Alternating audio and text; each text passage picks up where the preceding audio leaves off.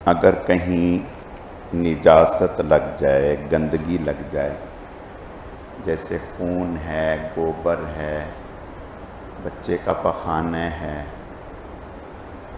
تو اب یہ دیکھیں گے کہ جس چیز پر لگی ہے آیا اس میں وہ جذب ہو سکتی ہے یا نہیں ہو سکتی۔ مثلاً شیشہ ہے، چاقو ہے، لوہا ہے، جو زنگ آلود نہیں ہے، تو اس کو اگر زمین پر رگڑ دیا یا کپڑے سے صاف کر دیا یا کسی اور چیز سے صاف کر دیا اور وہ چیز اتر گئی، اس کا اثر جاتا رہا، تو وہ چیز پاک ہو جائے گی، دھونا ضروری نہیں۔ لیکن اگر وہ چیز برتن یا کوئی بھی ایسی چیز کھردلی ہے جس میں نقش و نگار بنے ہوئے ہیں، اس میں یہ چیز لگ گئی، تو پھر وہ محض صاف کرنے سے، زمین پر رگڑنے سے پاک نہیں ہوگی، بلکہ اس کا دھونا ضروری ہے۔ اور اگر کپڑے پر لگی ہے، جیسے کمبل پہ لگ گئی کوئی نجاست یا قالین پر لگ گئی، جو جذب تو کر لیتی ہے لیکن نچوڑنا مشکل ہے، اس کا ہاتھ سے نچڑتی نہیں، تو اس کا حکم یہ ہے کہ ایک مرتبہ دھوئیں اور پھر اس کو کسی چیز پر لٹکا دیں۔ جب اس سے پانی کے قطرے گرنے بند ہو جائیں گے تو اب سمجھیں وہ ایک دفعہ نچڑ گئی۔ اب دوبارہ پھر اس کو دھوئیں اور پھر اس کو لٹکا دیں۔ جب پانی کے قطرے گرنے بند ہو جائیں تو سمجھو دوسری مرتبہ نچڑ گئی، اور تیسری مرتبہ پھر اسی طرح سے کریں تو وہ پاک ہو جائے گی۔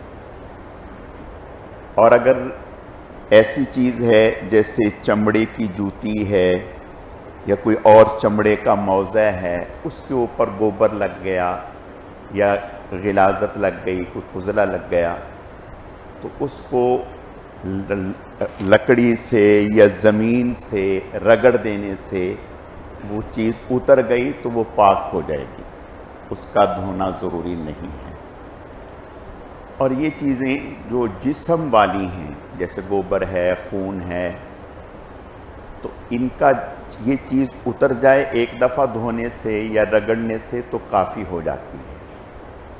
اور جو چیز جیسے پیشاب وغیرہ ہے، یہ اگر لگ جائے کپڑے پر تو اس کو 3 مرتبہ دھوئیں گے، 3 مرتبہ دھوئیں گے، اور ہر مرتبہ دھو کر کے نچوڑ دیں گے۔ آخری مرتبہ ذرا زیادہ طاقت سے نچوڑ دیں۔ اب اس میں نچوڑنے والا ہر شخص جو ہے اس کی طاقت کا اعتبار ہے، وہ اپنی طاقت سے اس کو نچوڑ دے گا تو وہ پاک ہو جائے گا۔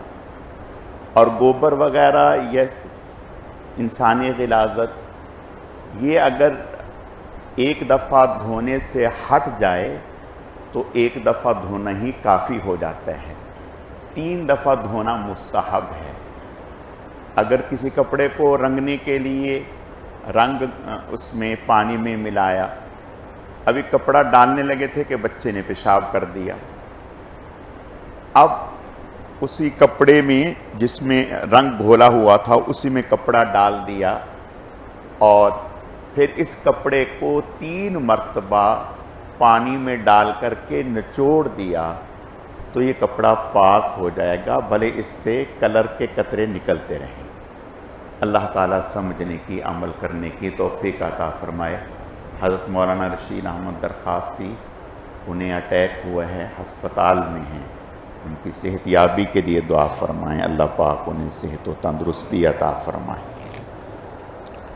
الحمدللہ رب العالمین والعاقبۃ للمتقین والصلاة والسلام علی سید المرسلین، اللہم صلی علی محمد النبی الامی وعلی آلہ واصحابہ وبارک وسلم وسلم علیہ، رب اغفر وارحم وانت خیر الراحمین۔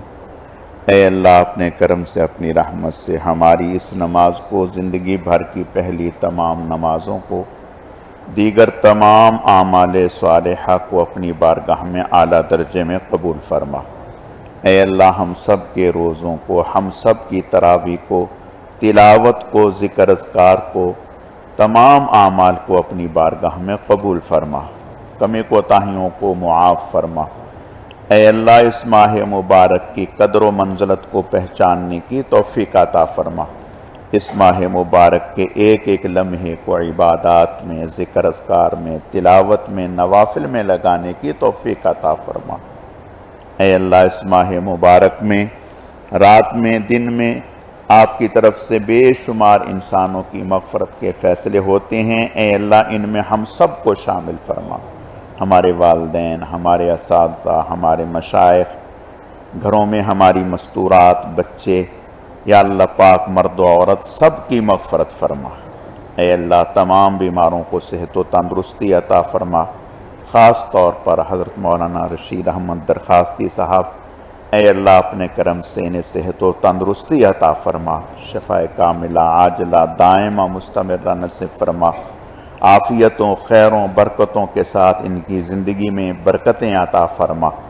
اے اللہ اپنے کرم سے انہیں مکمل صحت یابی نصیب فرما، اور جتنے بھی لوگ بیمار ہیں سب کو صحت و تندرستی عطا فرما۔ سبحان ربک رب العزت عما یصفون وسلام علی المرسلین والحمد للہ رب العالمین برحمتک یا ارحم الراحمین۔